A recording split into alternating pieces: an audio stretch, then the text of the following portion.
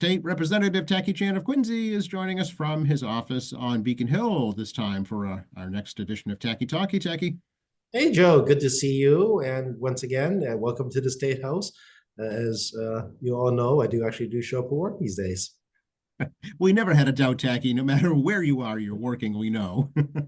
Well, as the year starts, I'm hoping perhaps as the Speaker and the Senate President uh, goes through rules debate, the rumor around the building is joint rules debate will start next week. That we'll have a calendar book which will give us some ideas of what our schedule looks like. Thereby, we can actually plan perhaps vacation, work around the holidays. Obviously, as you aware, July 4th is a big holiday. Memorial Day is a big holiday. Calendar generally dictates our availability to work around those things. And also, I'd like a chance to go to conferences. We've done at least one remote visit. I would like the opportunity to do more of those down the road. Yeah, that was fun. I enjoyed that actually. Yeah. Yeah, I had a great time and gave you all a bit of insight on places I go to learn about other things. This is a continuing education class, I like to put it. But we're waiting for the joint rules to be settled. We'll have committees as a result, and then both the House and Senate can begin the process of appointing members to committees once the rules have been agreed on by the two branches, which, again, we'll each have our own rules debate, and then there'll be a House Senate conference committee that will lead the rules compromise, and then we'll get assignments. So as you can imagine, the entire building is eagerly waiting for their assignments to committees, and obviously people hope we'll see something by Valentine's Day, but I've tried to predict this before and been wrong more than once. Yeah. So I guess folks are kind of in limbo, right? So are you kind of quasi in your old committee right now? Essentially, yes. I mean, you lose all your titles, right? I mean, you're no longer a chair, no longer vice chair, no longer a leader until the positions are been pointed to and approved by the Democratic caucus. So, the Speaker's office, will send us a list of what the appointments are, and then it's really perfunctory at that point that the caucus will gather together and vote as a slate to approve the recommendations. This isn't quite like Congress. You've probably seen in the papers where both parties have members soliciting and lobbying their colleagues in individual caucus to try to get themselves appointed as chair of different committees and vice chairs and subcommittee chairs and leadership positions.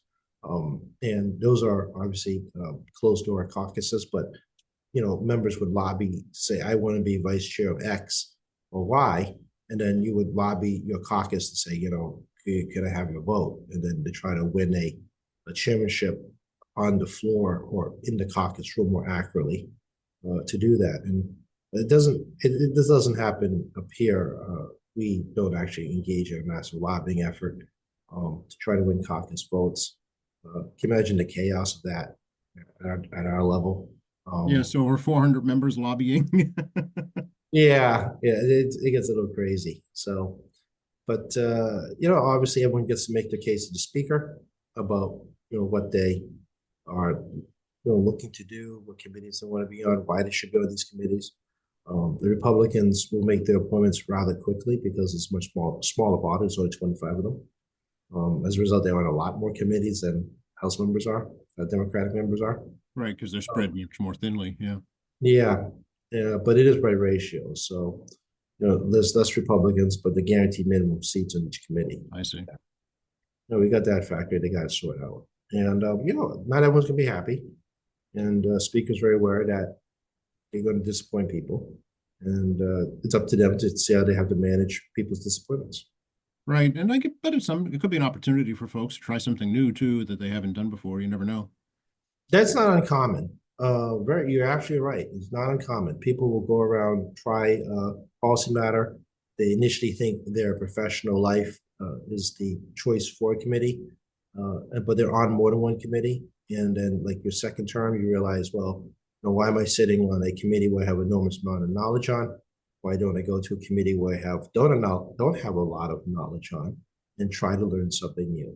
And that is largely encouraged Yeah. around here, that you should move to committees where it's quite foreign policy to you in terms of like never seen before, very foreign to you, and then proceed to brush up on all kinds of new things and opportunities. Yeah, I can say that. It's like changing careers, and doing something completely different than you've never done before. And you never know. You might be able to bring something new to that different career.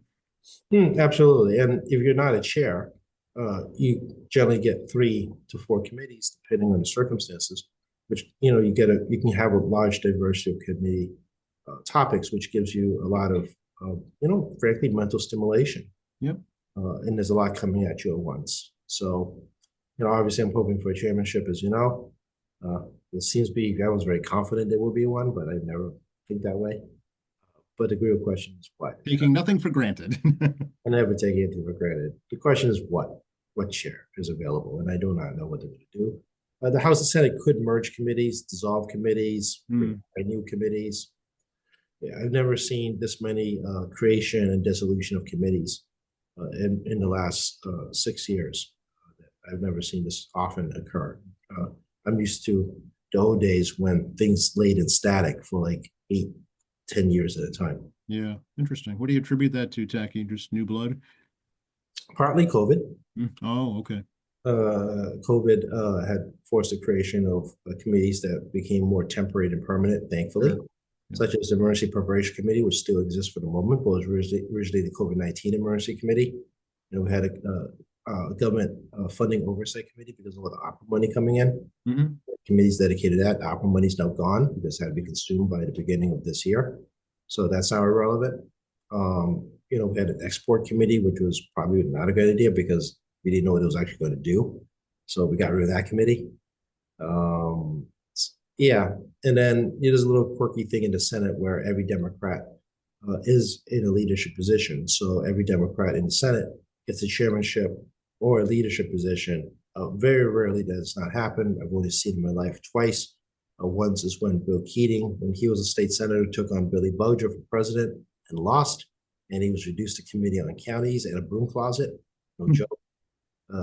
Wow. Senate President Bulger put him in a closet. Not your desk in the hallway like Ed Markey, but close enough. And then that's never heard that story before. That's interesting. yeah, and then Ed Markey, not Ed Markey, sorry, Dan Wilkerson, when she committed an ethics violation, had her committee chair stripped for a term as a response to the result of her tax, I think it was tax fraud.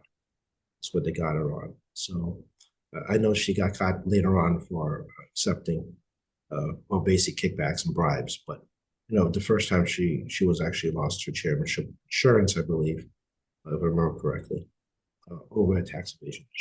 So, and sometimes House members lose the chairmanships, but they get rotated around. But I try to remember one that actually was like a violation midterm, and I can't think of one in recent memory. Yeah, I can't either. So interesting. Okay, so stay tuned again. Still, Tacky's ancient history. You sometimes get the names mixed up in the first try, but I've been around to remember all these stories. I'm sorry. Go ahead. Or I lived through those stories too. Oh, I lived through them, right? Exactly, and come out the other side. Since you brought up how the state's dealing with federal funding, let's talk about the impact on the state from the new administration in Washington. Well, I don't know if you had a chance to look at the news reports, everyone, about this, but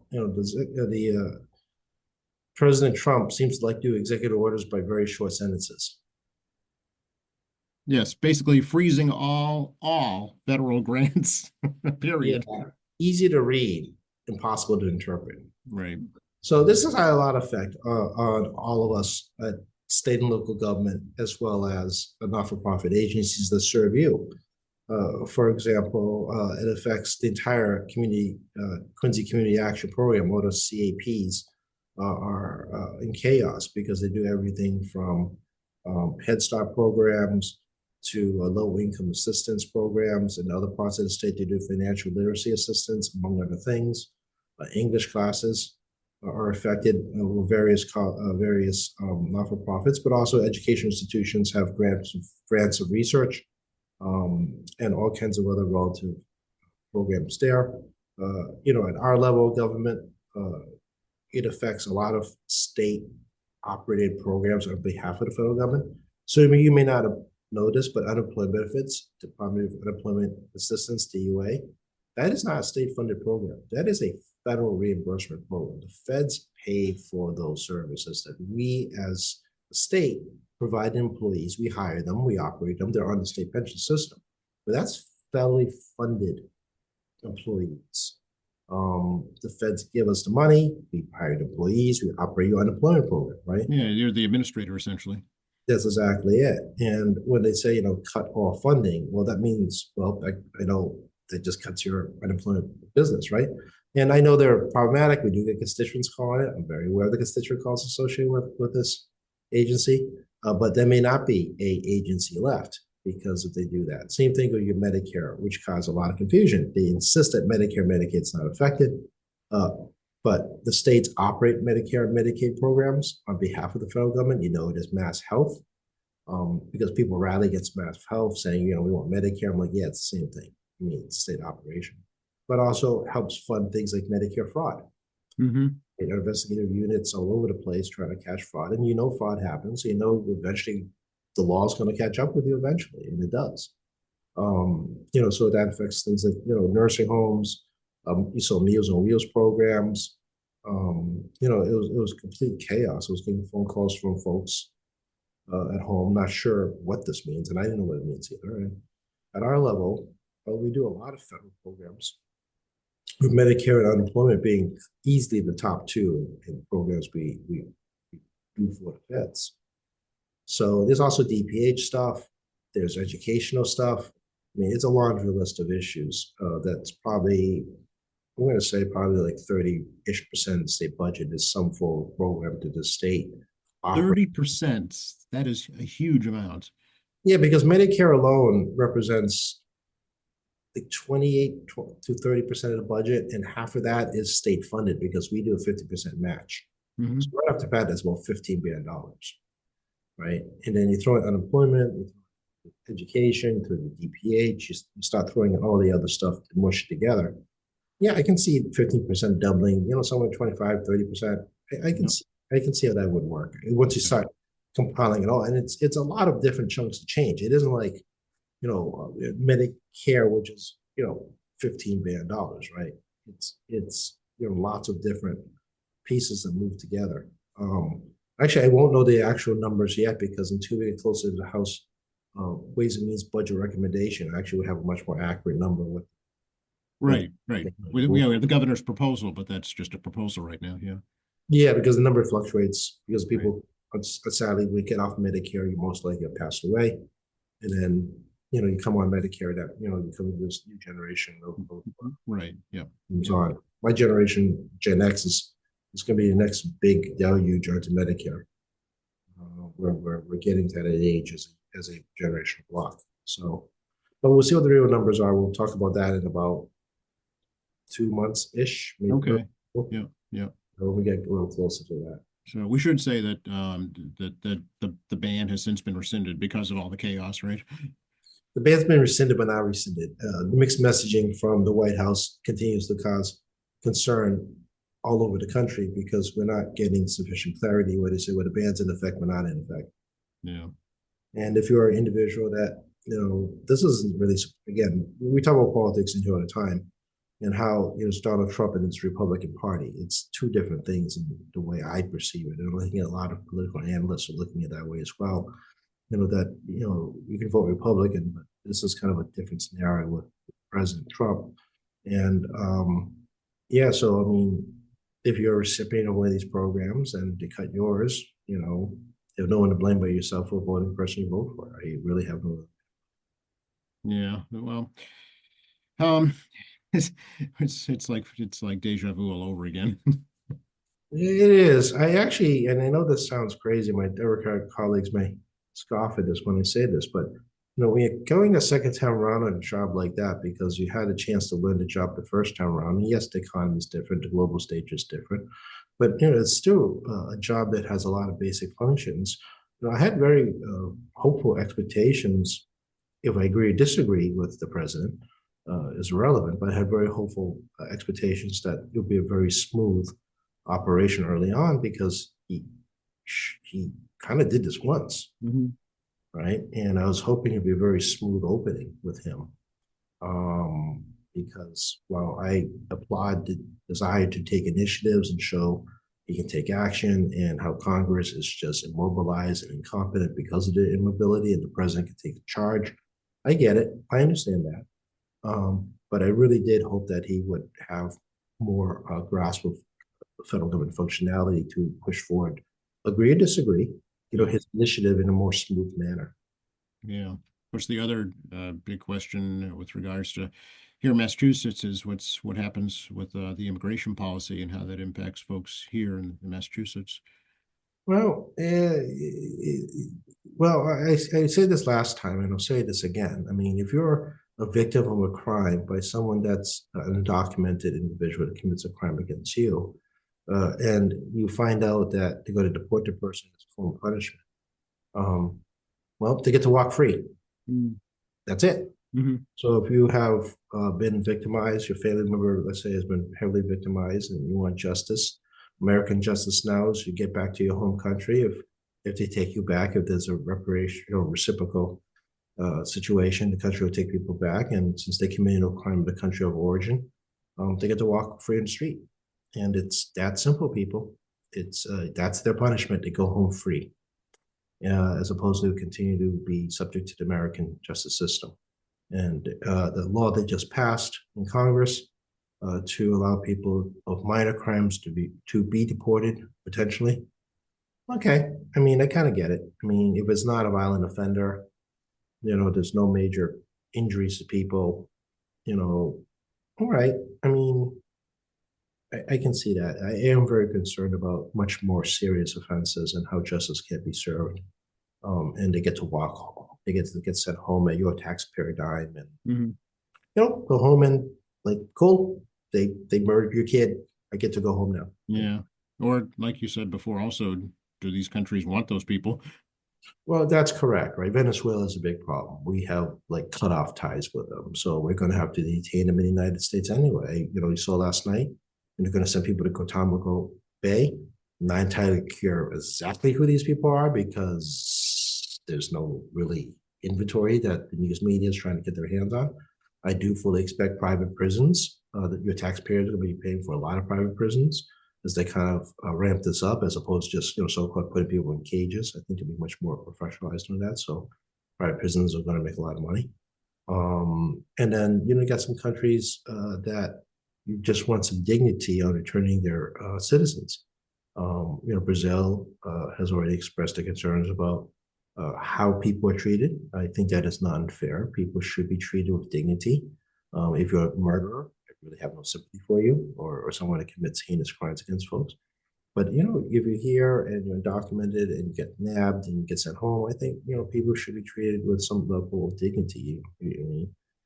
I don't think that's called for. People may not be aware or listening, but a lot of undocumented have been sent back to countries where there's repatriation agreements by commercial flights for decades. This is not new. I just think the Democratic Party does a very poor job, extremely poor job communicating this. And I think Democratic politics internally is just a small group of folks that are like the Republican Party or trying to drive a big agenda. And it makes Washington, D.C. Politicians cower in fear on talking about serious issues like deportation, like adults, and they just can't do it because I think if you look at all the numbers, it isn't like things didn't happen, but then you do something just stupid like the migrant crisis that we're all facing, but from the Biden administration, overtakes the issue regarding deportation and better immigration policy. I mean, you heard us say this over and over again. The states are mad at the Biden administration about how they handle it, and it was just plain up stupid how they managed that. So, we pay the price at our level. So, I do expect, there'll be more conversation about this, on the national stage. It sometimes misses the media. It kind of is a blink of an eye, depending on the news outlet. or they Right. they like to sensationalize this because some people seem giddy about the idea of watching people in handcuffs. I mean, I don't subscribe to that kind of uh, propaganda, or people feel that, ooh, this is great. I think that's just not good taste. Yeah. Well, although to his credit, Congressman Lynch supported the Laken Riley Act, which was interesting. And came right out and said it's because the immigration system is broken on the federal level. Yeah, and it's really targeting, like I said, theft and other minor crimes, Yeah. right? So that makes a bit more sense, particularly when it comes to those victims of the crimes committed by the undocumented.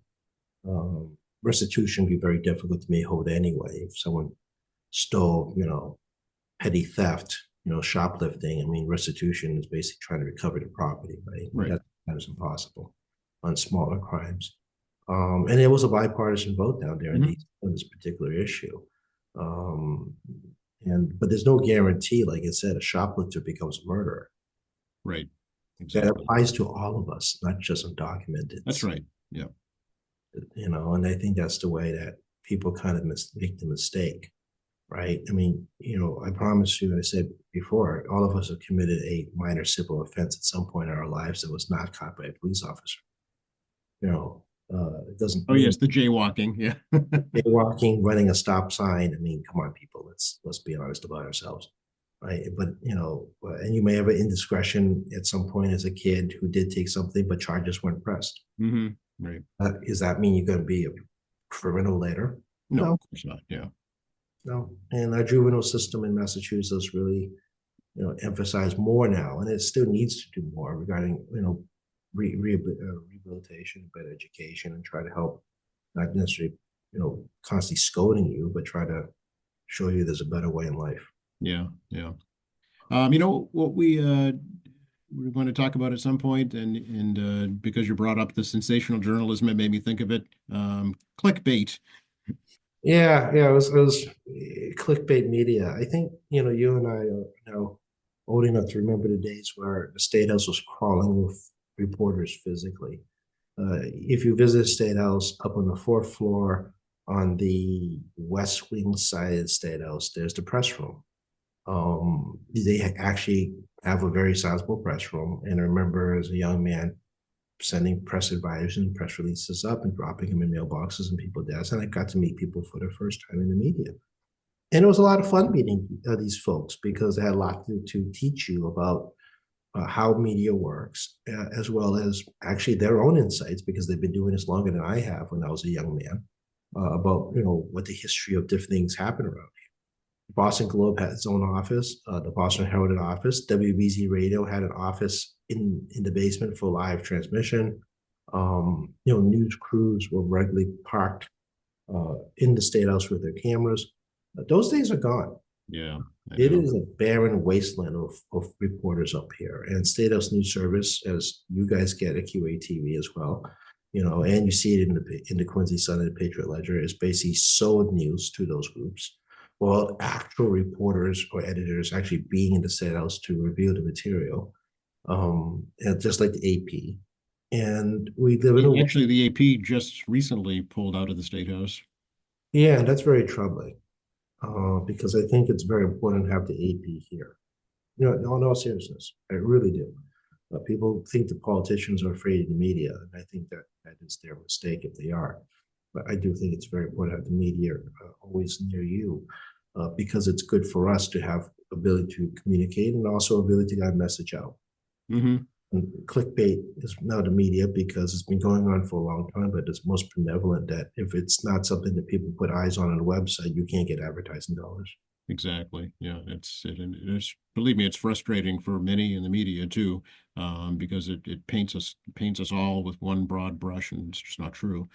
Yeah, and the headline becomes designed for clickbait as opposed to actually like reflecting the substance of the internal article. And then people talk about liberal media. I'm like, no, this is a clickbait media. I don't care what your political affiliation is. I do not like the fact that people in a manner that implies that their biases are intentional to mislead you. It's designed to try to use writing style to attract you to continue to read more stuff with the same writing style that appeals that part of the brain that makes you think that you are a like mind.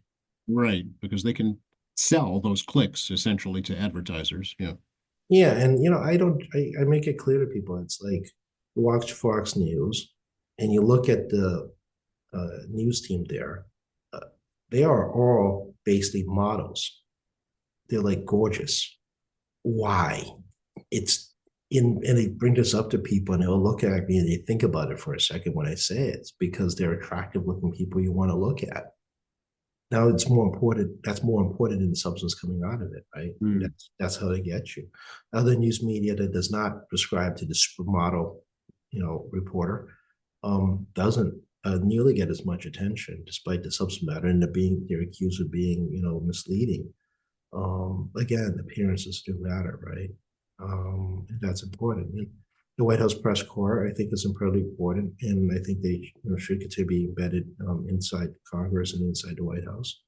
And I think all of us in elected life should be subject to hard questions from the media, including like you and I played cat and mouse a couple of times as I'm trying to figure out what you're trying to ask me.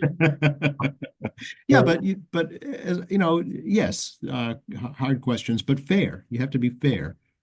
Yeah, I agree with that. And those of you who actually read my commentaries in places like the Globe, I do give some fun quotes. I won't lie. But at no point did I ever lie to the press. I just tell them what I know to the best of my ability. And, they choose the words that come out of my mouth. But, I always felt it was very important from when back to the days I was a staffer that you come up with a question as a press person. It's my responsibility to try to educate the press individual to the best of my abilities about what I know. Here's the documentation. Here's where you can follow up. Here's the various other news media where we got the information from. And you can make your own determination how the story goes from there. Right, exactly. Yeah. And professional journalists, you should not know what their political affiliation is, by their reporting or by their writing. You really shouldn't know. It shouldn't play a factor. And there's a way to tell, when they're biased and not. So if they're doing their jobs correctly, it should not reflect in the reporting. No, I agree with you completely because if you look at other news media around the world, they all participate in similar clickbait, but how they present journalism, their use of adjectives tend to be substantially less. You don't see as many adjectives and adverbs. So you all know I watch CNA on YouTube live from Singapore and their news, and I would tell you it is considerably more bland in presentation.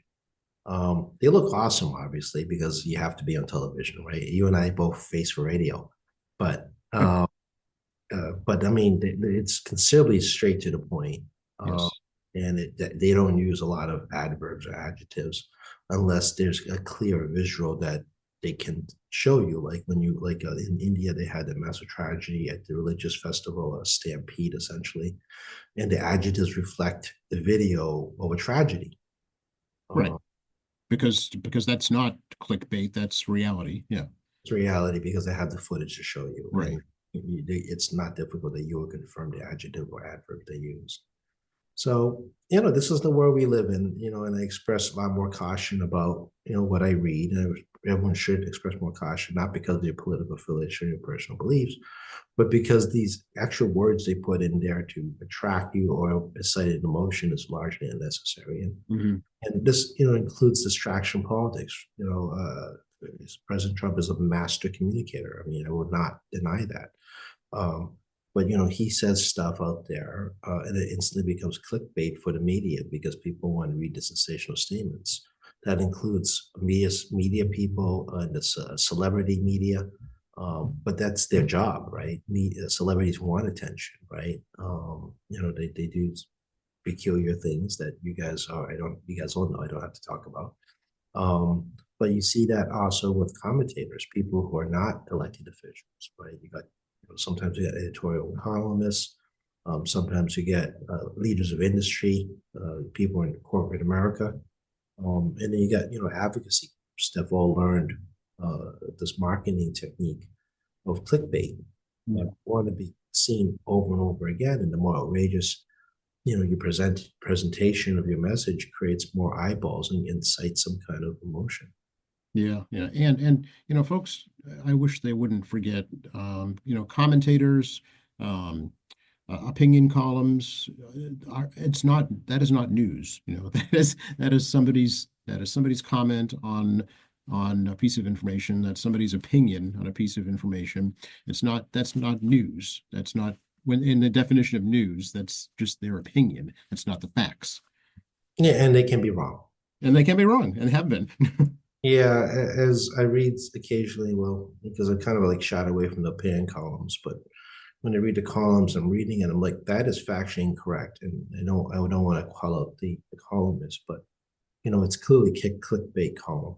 And I'm reading this thing like you are just this is completely wrong on the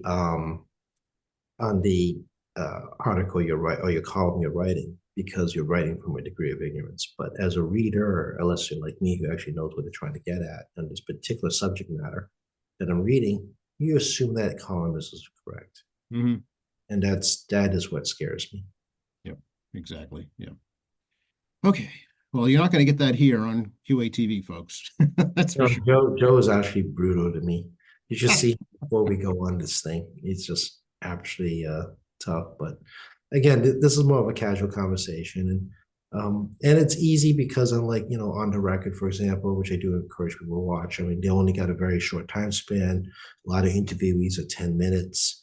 You got to get through this thing quickly. And even the political commentary with Marion Marsh and Rob Gray, which I think is great couple on television to watch. They only got so much time, and you notice they get to the point quick. I mean, both Marion and Rob don't like mince words; they just get to the point fast. And I think both of them are pretty candid about their own political party, whether you agree or disagree with their statements. I think they were pretty candid about it. Which is great, which is perfectly fine. Yeah, great. Yep. Yeah, and I get their positions to defend, and I'm okay with that, and you should be okay with that too as a watcher. But you don't get that anymore, right? You don't have people don't watch PBS News, News Hour. What's the name of the? Oh, the Lair report. Yeah, the Lair Report and others. Those things have gone to the wayside, and even the big newspapers are getting thinner. And newspapers are now afraid to actually, endorse candidates, which I find perplexing. No. They have fear to do that. This isn't about political. This is about journalism, political stuff. This is just straight up fear. Yeah, the landscape has certainly changed for sure. There's so much consolidation in the media. It's basically two or three big companies that control 80 or 90% of the outlets. And the First Amendment rights from the Supreme Court gives news media, enormous flexibility in their journalism. A lot of flexibility. And, for example, newspapers aren't taxed because of our First Amendment, right? The government should not make money off the First Amendment in that way. And I kind of lost my train of thought a teeny bit here. We were talking about at one time the type of clickbait that, what was it again? I'm trying to think of it because I had it and lost it for a second. We're talking about the op-ed pieces, the columnists, the commentators. Yeah, and then it'll come to me later. I promise you. After the show's done, I'm like, it's um, but yeah, I mean, oh no, it's the stupid Google algorithm. Oh, yes.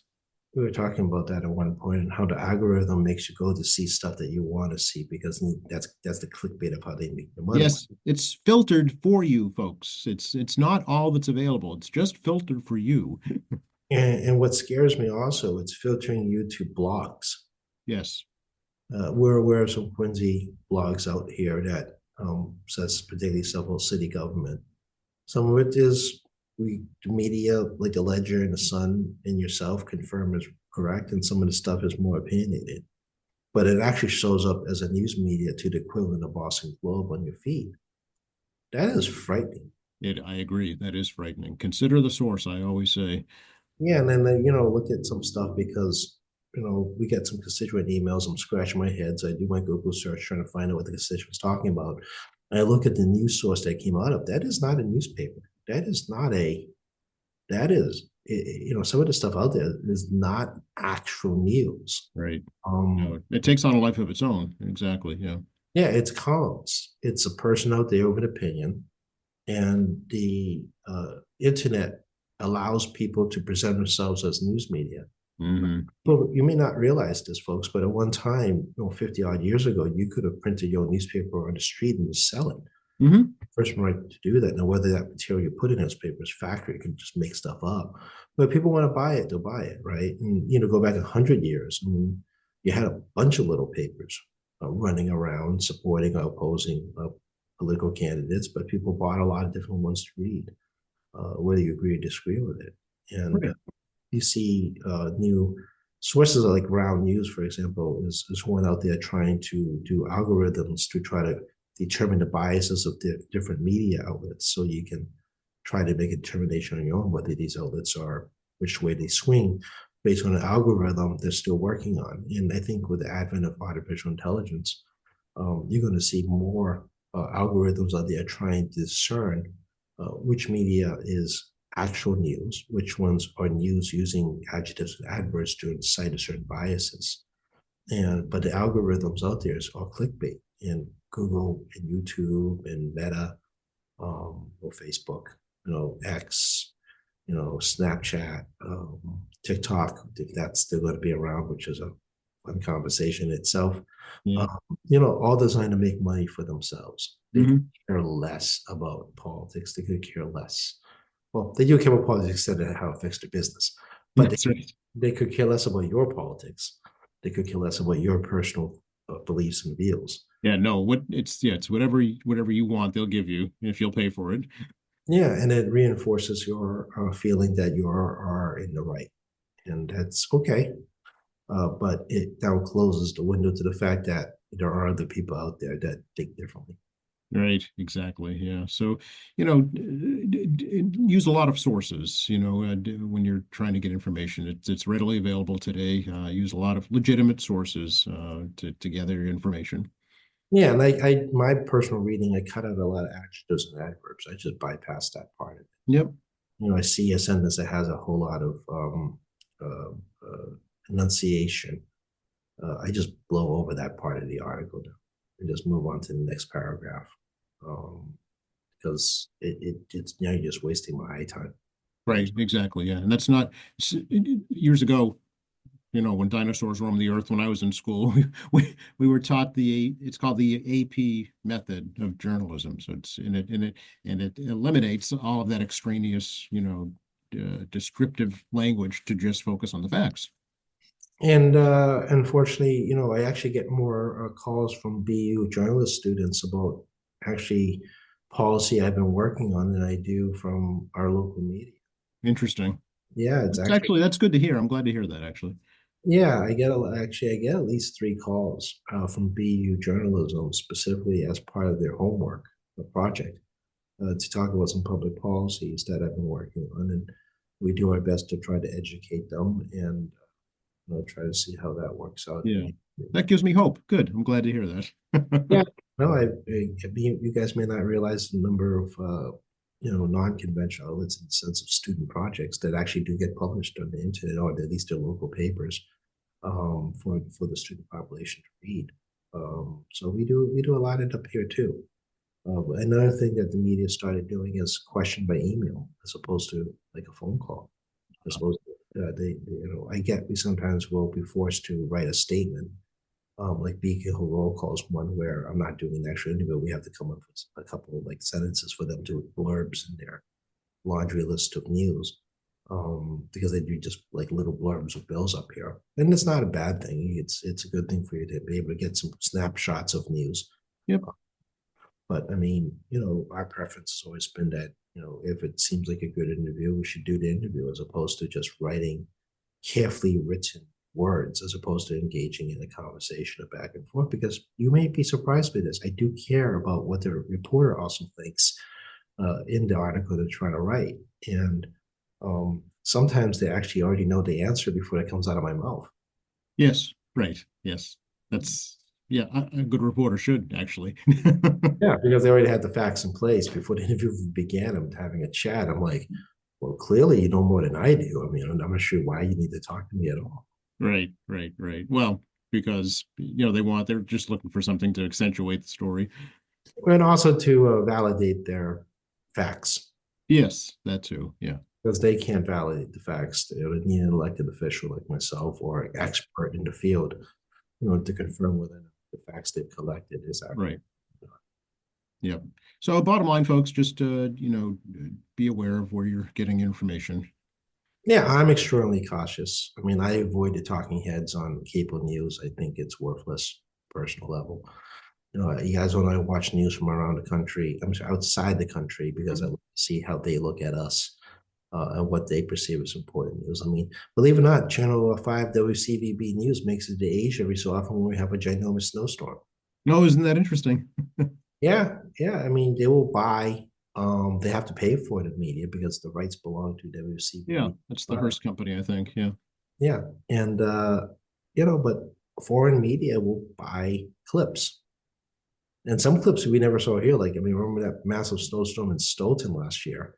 I don't remember seeing those clips, but they actually were clips that were used overseas. Oh, okay. Well, there you go. See, it is a business just like anything else. Yeah. Absolutely. Yeah.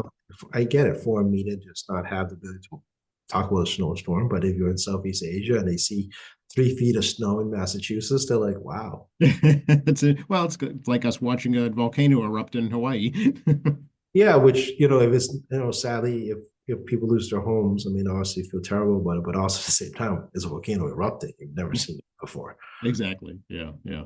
I was Um, Hawaii when I was Hawaii talking to one of the legislators. He used the words. We were asking, "What's your biggest problem?" His words were lava flow. is that right? Yeah, we just looked. We're looking at this legislator like backed up a second. Like, did you say lava flow? Yeah, that's my biggest constituent problem right now. Yeah. Lava flow. Yeah, they actually have lava zones, based on the danger level of being impacted by a lava flow. Yeah, part of changing topics briefly. One of the fun thing about talking to other legislators around the country is that all have different constituent issues. Yeah. And sometimes words come out and you're just like, well, I'm kind of happy this is not my constituent problem. Exactly. I don't know about you all listening, but imagine if like you're a politician and you're like, oh, lava flow is my biggest problem. And I'm like, There you go. It's a big country with a lot of different issues.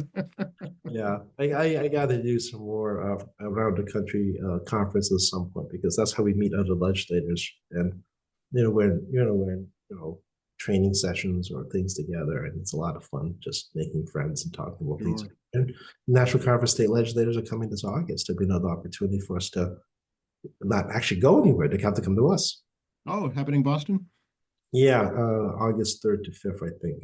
I have to check the calendar again, but it's going to be that first a few days in August to be here. And yeah, and being a host of the National Conference State Legislators is on the legislature to be good hosts. And we want to showcase not necessarily, the great things about Massachusetts and what we do right, and what lessons we learned from things that didn't go right, but also, it's like hosting any other guests in your home, for example, right? You want to make sure that their requests are accommodated and you want to put your best foot forward and you always want to look awesome, right? So one of my, obviously, you all know, Asian caucus stuff, and we're going to have to host Asian caucus of state legislators. And, I am not going to be embarrassing. We are going to do something that makes us look really good in front of them. Of course. Yeah. We're working towards that. It's work in progress. So, but again, it's 2 months away, but the planning is important. Got to get the planning out of the way early. It's easy to execute as we move forward. Maybe you can bring some of them to Quincy for Quincy 400. Yeah, maybe. They're packed. It's actually 2 parts. The first weekend in before the conference starts, and the third is actually all the caucuses of various forums, not just Asian, but also all the other caucuses have their organizational meetings and they have their seminars and they proceed to have the social hours. And then there's a bit of an influx situation on one of those days before they started the conference, which I don't know what the answer is yet. So I suspect that, when I get to like early July, we might be doing some pivoting. Oh, okay. All right. We'll talk about that then. Yeah, I mean, welcome to interview folks, I suppose. I mean, Yeah, might be interesting, actually. yeah, once I get some more details how we're Okay, going. So right. it's a long He, way, folks, long way. it's on its way. Yesterday was the start of the Lunar New Year, yes? Yeah, happy year to Snake. Obviously in the State House, as you see, and we had an informal session to read into the record of the House, recognizing the year to Snake. Snakes are transformative. I always like the fact that you go from a giant mythical dragon, the biggest serpent in Asian culture, Chinese culture. A lot of cultures in Asia have a type of serpent dragon involved. And we go to the opposite, which is a smallest serpent, which is a snake. Again, and actually, dragon in different Asian cultures don't have giant wings. They actually look like giant serpents. Mm. So they're flying somehow. The mythical creatures. Well, of course, they can fly. The mythical creatures, right? They all live in the water. They live in caves. I mean, it's just like European mythical dragons, right? Um, but I know it's transformative because you go from this ginormous mythical creature to, quite frankly, a humble little snake. Mm. And the story goes as the animals come to the Jade Emperor's party and get the designation as part of the Lunar New Year, which month, the snake couldn't get across the ginormous river, so it snuck himself onto the horse. Oh, interesting. It's different stories about how it snuck onto the horse, whether it be under a hoof or on its mane, but the snake figured out it's not going to get across this raging river. So, as opposed to asking for permission, the snake just kind of like snuck on. So the dragon had got there because dragon, and the dragon did good deeds, so it slowed it down because the dragon should have got there first because mythical creature. But it was doing some good deeds. The dragon arrived, and then the snake jumped off the horse onto the palace entryway to the palace before the horse did, thereby securing its designation as the sixth animal in the zodiac. So there's I take a grain of salt. Zodiacs are fun. Horoscopes for me are just fun, but it's a transformative year. Snakes represent transformation, and it can be good or bad transformation. And snakes are generally passionate folks. They have a lot of wisdom. They're very introspective. They have a lot of observational abilities. This is kind of the so-called traits of a snake. You don't have to take it too serious. But all different animals have so-called traits. And this year is a wood snake, I believe. The Chinese believe in 5 elements. It's earth, fire, water, metal, and wood. Unlike the European concept of 5 elements, which is earth, fire, water, and air, the 4 elements. The Chinese elements take out air as an element and add wood and metal. Interesting. So I was born in the year of the ox, and actually born in the year of the water ox, which I like to refer to as the water buffalo. And it comes with its own set of personality traits, which again, you should never take too seriously. It's just fun. It's fun, yeah. Just fun. So, then if you're born in my case, your ox, and it's not a year snake, there's a horoscope associated with that as well, about specifically your year. You can drill down deeper in the internet. If you go down that rabbit hole about your element, if you go to a rabbit hole deeper in the internet, you can look up the hour you were born. Wow, really? Yeah, if you really want to go deep into the rabbit hole on the internet, on like your whole Asian or your lunar horoscope, it can be fun, but you're going down a rabbit hole, folks. Yep, you're not going to come out anytime soon. No, you don't. Set aside a whole day for it. No, absolutely. Again, I think it's fun, but you're there. You're going in for a while, and he's being able to like, oh, my friend is this. Right. You start looking. Something fun at cocktail parties. Oh God, you just don't come out of it. And then there are books out there that actually matches the lunar year horoscopes against the solar horoscopes, which is the stars, right? You got the Capricorn, Aries, whatever. Yeah. Yeah, exactly. People born in Gemini in February, I believe it's Gemini. I mean, I'm a Leo, so people folks will try to match the horoscopes of the Greek world essentially against the lunar ones to try to create new horoscope predictions. Which at this point, my goodness, wow, okay. You should not take that seriously at all. Right. Whatsoever. But again, it's fun reading if you enjoy that type of thing. Here in Quincy, it's February 16th at North Quincy High School is the Lunar New Year celebration. It is President's Day weekend is the celebration, 11 o'clock to 3 p.m. I believe is number 37. That's correct. Yep. And about half of those is run by Quincy Asian Resources, actually more than half now. Yes. Yep. And again, it's a great job done by the school, the kids, staff, the volunteers to make it a really fun day. Obviously, it's February, which is one of the snow months around here. So, I've been there in a few, post snowstorm scenarios. Yeah. But again, it's a bit of culture that, for folks to see. It's the Tet is what it's called for the Vietnamese community. They've had a few at BC High. I've not attended the Vietnamese Tet in a little while. The last one I went to was actually right before COVID. But they have Tet celebrations in Little Saigon, in Fields Corner, in Dorchester, and other Southeast Asians will be doing the same. The Koreans do celebrate the New Year, and a few other cultures. The Japanese actually celebrate more than one New Year because they have the Shinto religion, they have the Buddhist religion, they have the Gregorian calendar, they also have the lunar calendar. So, depending on your belief system, you have more than one type of New Year. And, a lot of devout Buddhists, follow the Buddhist calendar, which is a lunar calendar as well. That happens sometime in the month of April. I don't know which moon, but it would be one of the moons in April. So, it's like to remind folks, Asian are not a monolith. It's really a lot of different cultures inside a large swath of the continent. Yes, right. Yeah. Indian culture, certainly. Don't forget that as well. So, yeah. Yep, you have Diwali. That was this past fall, actually in October, November. I think it was November, first week in November was Diwali. You have Holi coming up this spring, which is celebration of life.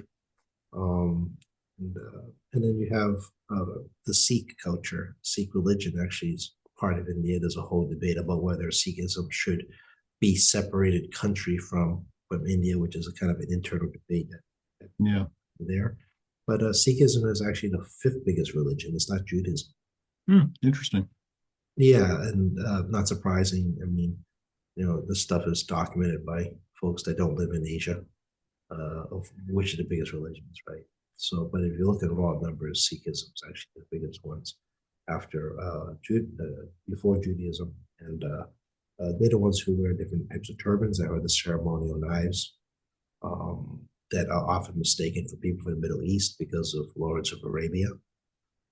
Oh, okay. Yeah, Lawrence of Arabia is complete fake. It does not reflect the Middle East or Right. Africa correctly in any way, shape, or form. There are no turbans. Turbans are Sikh. Well, yeah, it's like, everybody thinks Americans are Western cowboys. That is, actually, for those who like to travel the world, it actually never hurts to run across someone at a bar or a restaurant and, they speak English, you ask them what they think and, about us. And it's, you shouldn't take offense from it because they also have media and sadly, clickbait media is global. It's not universally American. For sure. Yes. Yeah. So, it's global. So, people should always ask. I remember one time in Hong Kong, we ran across individuals Scottish asking about Brexit. Oh, interesting. Interesting conversation. If you know your UK stuff, you have the Welsh, the English, the Scots, and then you have the Irish, which we from Boston knows a lot of history about Ireland. And how the Scots perceive Brexit and the different point of views associated with it. And, Scottish independence is running very hot with Brexit because the Scots want to stay as part of the European Union because economically it's much better for Scotland. Right. It's these centuries of culture regarding the desire to not be part of the England to have separation in Brexit, revitalized that, and was talking about how his dad just actually hates the English. It was like, Oh, is that right? Yeah. oh, he despises the English. It's fascinating, the little tiny island. But these different points of view and people's personal feelings, different everywhere you go. That's right. That's exactly right. Yep. And it's I think it's fascinating to talk to folks about. Well, it's educational, it's eye-opening, it gives you a broader perspective on our world, you know. And also, I want to say they filter news, but I mean, how to get the news. They do watch our news on the internet, and that gives their impression of us. So, think about it for a second, right? The media here is how we are portrayed overseas. Hmm. Because this is a small world now, the internet, and you throw in things like TV shows and music and movies and literature and magazines. I mean, that shapes how America looks to other people around the world.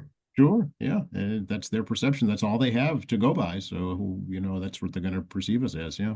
Yeah, Korea is a lot more. For example, it has a huge cultural influence today in America because of K-pop, Gundam, Yes. uh, and uh, and then you have the K-pop dramas, Squid Game, right? Obviously, it's more than just that, but I have not visited Korea in over 11 years now, but it gives you a little insight of I call slice of life stories, Right. soap Yes. operas ish type stuff. I mean, it's not everyday life in Korea, but you get to see some of like they intentionally show some parts of Korea that are that are historical areas in the background, so you maybe want to visit it. Right. Exactly. Yeah. Yeah. Use it as a promotional tool. Sure. Yeah. Yeah, absolutely good for tourism, right? And that's Yep. why working on the film Tax Creator, for example, right? You want more films in Massachusetts, so people that watch it globally will see things like the Boston Commons, the Boston Garden, TD Bank, the State House, the Hancock Building, Hmm. Old State House, Paul Revere's house, the Yeah. Freedom Trail, the Boston Harbor, The USS Constitution, all the things. Yeah. the Cod, all the Cape Cod, Yeah. for example, and try to encourage people to come in. Perfect Storm is still making money for Gloucester 20 plus years later. Hmm. Still visit Gloucester because of that movie in the book. Yeah. Here in Quincy, it was, the Adamses from David McCullough's book. So, yeah. Yeah, I'm a stud. Yep. And that's a big part of tourism is that if people don't know you're there, they're not going to come. That's it. Yep. You got to stand out in the crowd. Yeah, and it does make a big difference. I mean, Japanese, for example, go to Manjuro, who's the first, we believe, is the first documented permanent citizen from Japan, of Asia, anywhere in Asia. He Hmm. was Japanese, Fairhaven, Connecticut, and they actually do tours of Manjuro's house. A lot of it's actually part of a Japanese tour. Interesting. Yeah. Yeah, again, I mean, if you don't know what's there, how are you going to go see it, right? Very true. I want to go see elephants. I went to Chiang Mai, Thailand 1 year because Neat. it was on my to-do list. I wanted to go see elephants in person in a rescue elephants, which a lot of sadness about Yeah. who were rescued and how they're trying to change elephants perceptions and how they're treated in Thailand. But I mean, it was on my to-do list, and as a result, I stumbled upon some incredible temples and learned a lot about the city of Chiang Mai. Just touring around, walking around, and people like to share. Hmm. For sure. Everybody loves to talk about themselves and where they're from. Absolutely. It's the thing they know best. Learned a lot. Had a great time. I need to visit again at some point down the road, but hey, tacky vacation plans will be on hold. What's going on around here? We're at the end of our hour, Techie. Yeah, it's thank you for the therapy session yet again. It's, just consider me your bartender without the booze. Yeah, this is the venting, tacky just venting, right? This is my therapy. It's venting on Joe. But no, I hope you guys all enjoyed, some perspective, agree or disagree. Hopefully, give you a little insight about how I see the world and actually how Joe sees the world too, both of us, as we have this conversation. And the world turns every day. And, I tell people, you've been in politics long enough. Same stuff, different year. Exactly. And But that's just me. And sales politics will pick up more.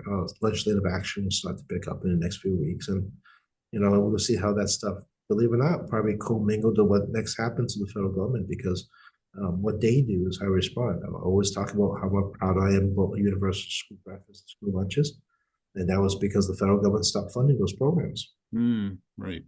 Yeah. And we had to step up on what I think is one of the hallmark things that, it sounds like a small thing to folks listening, but I think it's very important. But that's an easy example of a permanent program that will benefit children's lives. Yes, forever. Yeah.